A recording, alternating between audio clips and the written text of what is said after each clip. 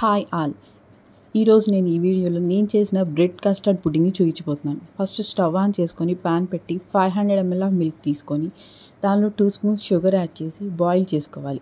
పాలు బాయిల్ అయ్యేలోపు చిన్న బౌల్లో 50 ml ఆఫ్ మిల్క్ తీసుకొని దానిలో 2 స్పూన్స్ కస్టర్డ్ని లమ్స్ లేకుండా యాడ్ చేసుకోవాలి.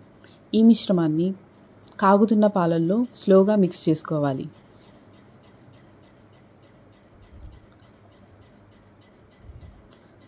మిక్స్ చేసుకున్న తర్వాత బ్రెడ్ని ఎడ్జెస్లో ఉన్న బ్రౌన్ కలర్ని కట్ చేసి స్లైసెస్లా కట్ చేసుకొని పాన్ పైన గీతో రోస్ట్ చేసుకోవాలి.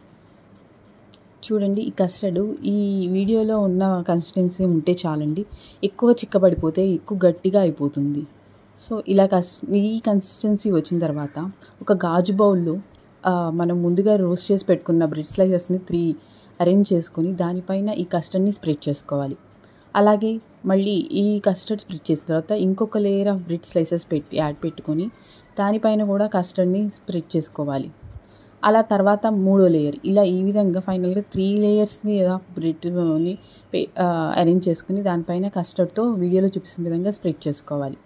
ఫైనల్గా 3 లేయర్స్ అయిన తర్వాత వాటిపైన ముందుగానే రోస్ట్ చేసి పెట్టుకున్న డ్రై ఫ్రూట్స్, కాషు, ఆల్మండ్స్ని పైన డెకరేట్ చేసుకోవాలి. ఆ తర్వాత ఆ యాలకుల పొడిని కూడా పైన చిన్నగా స్ప్రింకిల్ చేసుకోవాలన్నమాట. చేసిన తర్వాత దీన్ని లిడ్ పెట్టేసి ఫ్రిడ్జ్లో ఒక 1/2 hour పాటు ఉంచాలి. ఈలోగా ఏమవుతుందంటే ఆ బ్రెడ్ ఆ కస్టర్డ్ని అబ్జర్వ్ చేసుకొని చాలా సాఫ్ట్గా అవుతుంది. ఒక 1/2 hour తర్వాత చల్లగా డెజర్ట్ని ఎంజాయ్ చేయటమే. చాలా బాగుంటుందండి. ట్రస్ట్ మీ, ఈ సమ్మర్లో ఇలాంటి చల్లటి డెజర్ట్స్ చాలా బాగుంటాయి. చూడండి మీరే ఎంత సాఫ్ట్గా ఉందో, ఎంత జ్యూసీగా అనిపిస్తుందో.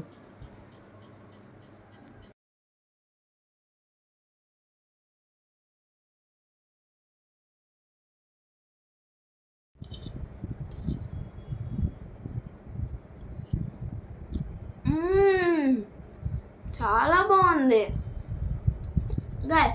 మీకు కనుక ఈ వీడియో నచ్చితే ప్లీజ్ లైక్, షేర్, సబ్స్క్రైబ్. మరిన్ని వీడియోస్ కోసం వెయిట్ చేస్తూ ఉండండి. మేము మీ ముందుకి చాలా కంటెంట్తో వస్తాము. It's all bye.